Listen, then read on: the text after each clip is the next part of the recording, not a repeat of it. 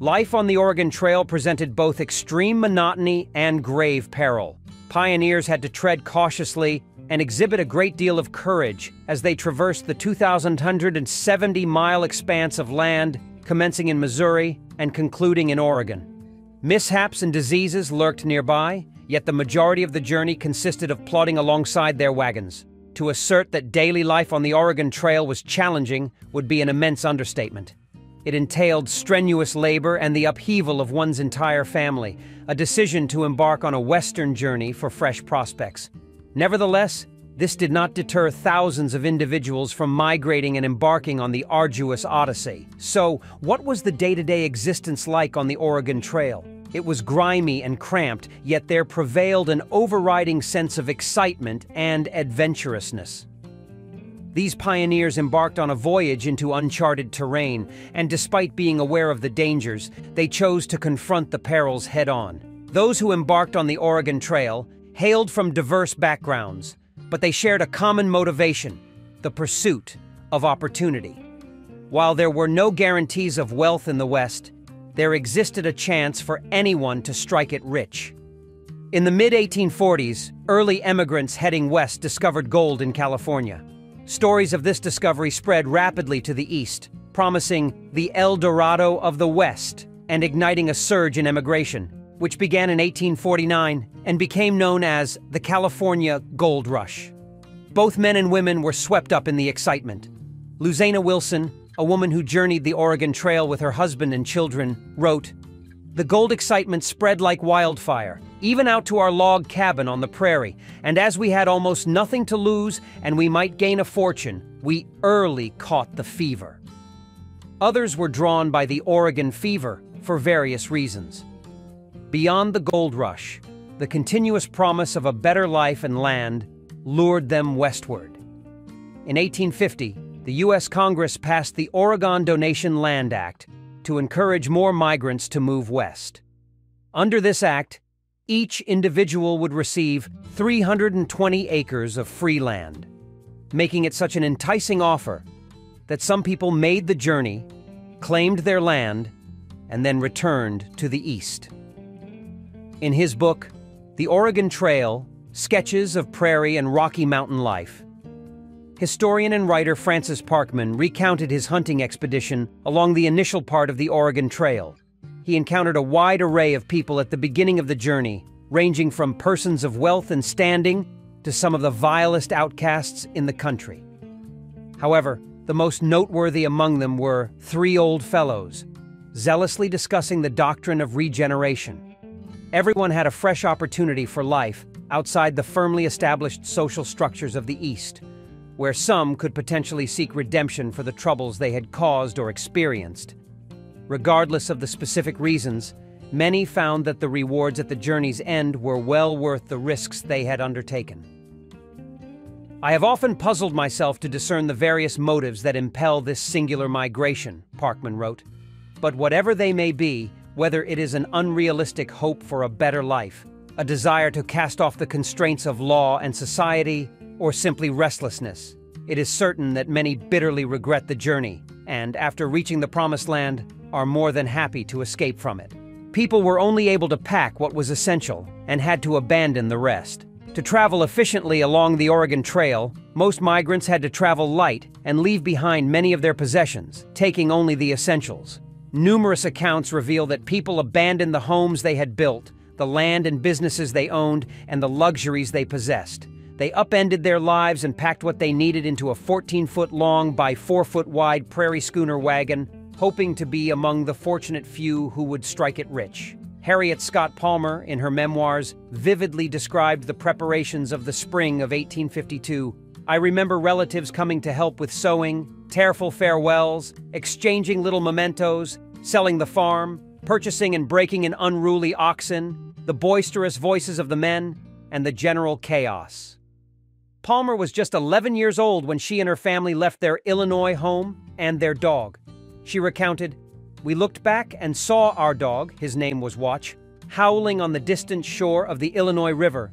He never ate afterwards and soon died. Initially, it wasn't always clear which items to take and which to leave behind. In her account, Luzina Wilson wrote, "Our prairie schooner held a strange but comprehensive load, and some things that I considered necessities when we began our journey soon became burdensome luxuries." Before many days had passed, I discarded quite a few unnecessary pots and kettles by the roadside. Bacon and flour allowed for few culinary variations, and they required only a limited number of utensils for cooking. Many families and migrants brought a stock of non-perishables and preserved foods. Newton G. Finley, an immigrant from Missouri on his way to San Jose, California, described their abundant and diverse food supply, including cornmeal, flour, ham, bacon, sausages, dried beef, beans, peas, potatoes, rice, coffee, tea, sugar, honey syrup, milk, butter, dried fruits, apples, green, walnuts, hickory nuts, hazelnuts, and more. Some travelers were fortunate to have certain foods that were not readily available to most. Luzina Wilson mentioned that they had fresh milk from their gentle cow. Others relied on their hunting skills to supplement their diet, with buffalo being a notable source of meat. Sarah Bird recalled her family's experience with hunting buffalo on the trail. Trading posts along the way provided opportunities for emigrants to obtain additional food or trade their supplies for items they lacked. Alonzo Delano mentioned the excitement of encountering pie and cheese at Fort Laramie, which was a welcome change from their usual diet of salted pork and pilot bread. However, not all travelers were well prepared, and some were wasteful with their provisions. Peter H. Burnett noted that some emigrants were inefficient in managing their food supplies, often discarding leftover bread and offering food to visitors. Disease posed the most significant threat along the Oregon Trail. J. Henry Brown, in his autobiography, recounted the death of his father due to disease during their journey. "On July 24th, my father died. He had about recovered from the attack of fever caused by getting wet in the Platte, but caught cold and suffered a relapse without any hope of recovery. There was no physician in our or any available train. We were compelled to travel, and having no spring wagon along, the roughness of the road with the heat of the weather greatly aggravated the disease, and its progress was rapid. He died about midnight and was buried at sunrise in the morning." Cholera was the most prevalent and deadly disease on the trail, claiming the lives of an estimated 6 to 10% of the approximately 350,000 Oregon Trail travelers. Cholera was typically caused by drinking stagnant and contaminated water. It would swiftly attack the intestinal lining, leading to symptoms like diarrhea and vomiting, and often resulted in death within a day of the first signs. Unfortunately, there was no known cure for cholera at the time, and it was not unique to the Oregon Trail. The world was grappling with a global cholera epidemic, and the importance of improved sanitation to prevent outbreaks was not yet understood. Dysentery was another common ailment resulting from poor and unsanitary conditions.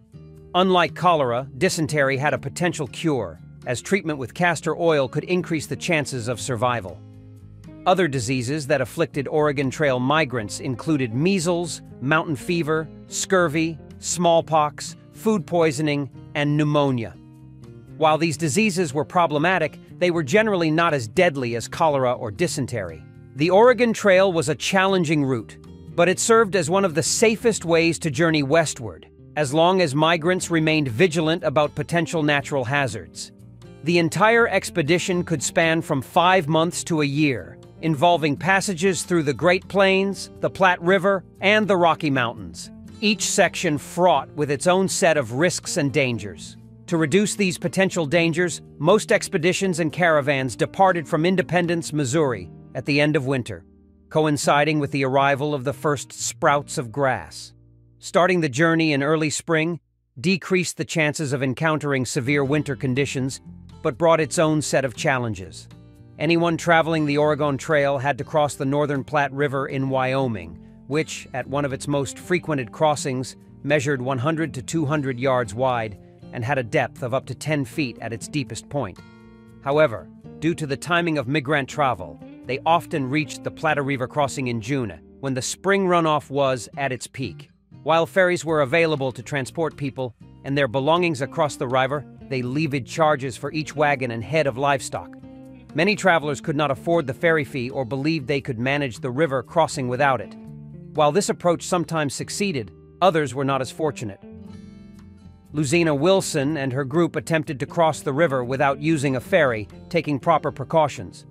Nonetheless, they were unable to escape the powerful current. Water inundated their wagon, sweeping away some of their supplies and leading to the drowning of their livestock.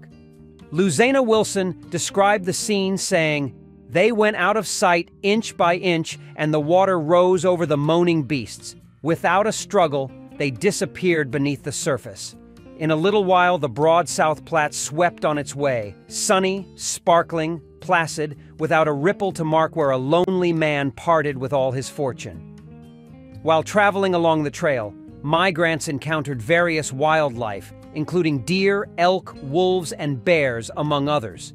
Surprisingly, one of the most unexpectedly dangerous animals was the American bison.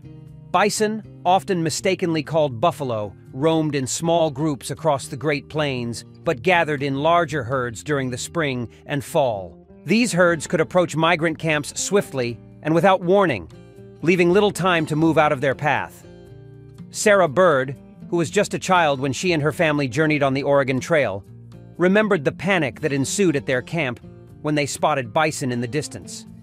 She recalled, "It was dusk, and we had made camp when suddenly, way off in the distance, we saw a huge cloud of dust. It came closer and closer, and before long, someone shouted, 'It's buffalo! Looks like 1,000,000 of them, and they're heading our way.' There was quite a commotion then. Everyone was shouting to one another, giving orders and rushing around like frantic people. Some of the men got on horses, and in one way or another, with their yelling and waving whatever they could find, they managed to divert the buffalo from coming through the camp. Although the claim of 1,000,000 bison was an exaggeration, the ground still shook as hundreds of bison were redirected away from the camp. Independence served as the primary meeting point for individuals preparing to embark on the Oregon Trail. According to Francis Parkman, a fellow traveler of the Oregon Trail, this landing spot was located some miles from the river in the extreme frontier of Missouri. People from various regions in the United States and even Europe gathered along the banks of the Missouri River, eagerly awaiting the arrival of the first day of spring. Parkman described the scene, noting, "On the muddy shore stood some 30 or 40 dark, laboring Spaniards peering out from beneath their wide-brimmed hats. They were associated with one of the Santa Fe companies whose wagons were clustered together on the nearby banks. Among them, huddled around a smoldering fire, were a group of Native Americans from a distant Mexican tribe. A couple of French mountain hunters, with their long hair and buckskin attire, observed the boat. And nearby, seated on a log, 3 men held their rifles across their laps." As they departed from Independence, people traveled in groups known as companies, and the size of these companies varied widely. One of the earliest and most notable wagon trains was led by missionaries Marcus and Narcissa Whitman in 1843, guiding 1,000 settlers on their journey westward. By the late 1840s, the number of people traveling the Oregon Trail annually had significantly increased, with at least 50,000 individuals making the trek each year. In 1848, the Wanoch Company set out from Independence with approximately 20 wagons, creating a line that stretched for about half a mile from the first wagon to the last. According to Riley Root, who documented his Oregon Trail journey in 1850, it was generally considered safer to travel with anywhere from 10 to 25 wagons, although there were instances where this number was exceeded.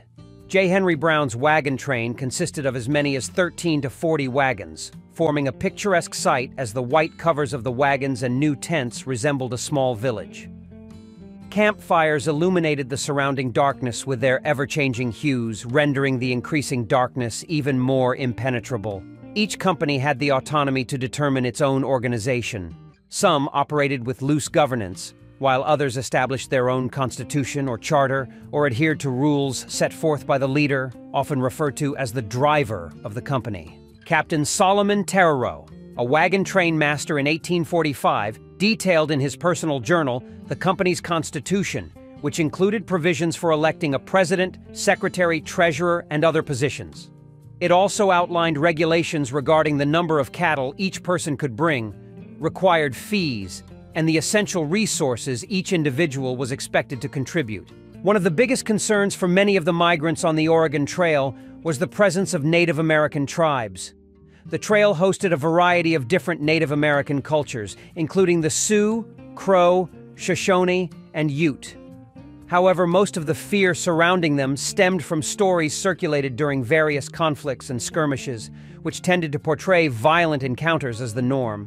When Luzina Wilson, a migrant, first encountered Native Americans, she was filled with dread for her family's safety. She wrote, "I had heard numerous accounts of their violent actions, the killing of innocent white men, the torture of defenseless women, and the abduction of innocent children.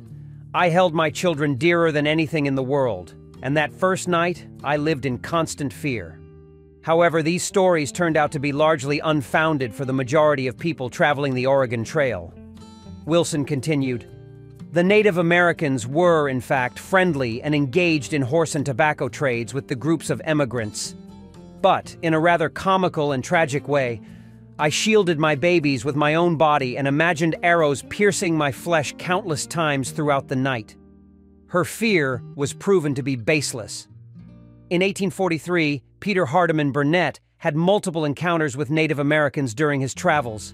He mentions meeting a Cheyenne chief at Fort Laramie who proudly stated that his people had never harmed white men. Even when faced with provocations and insults from a foolish, reckless young man, the chief remained level-headed. Other Native Americans he encountered kept their distance and showed no inclination to harm them. Some, like those at Salmon Falls on Snake River, engaged in trade with the emigrants. While it's true that there were occasional conflicts between emigrants and Native Americans, these were rare and often posed more danger to Native Americans than to the migrants. Between 1840 and 1860, Native Americans killed 362 emigrants, while emigrants killed 426 Native Americans. Furthermore, emigrants had a more significant impact on Native American settlements than the other way around.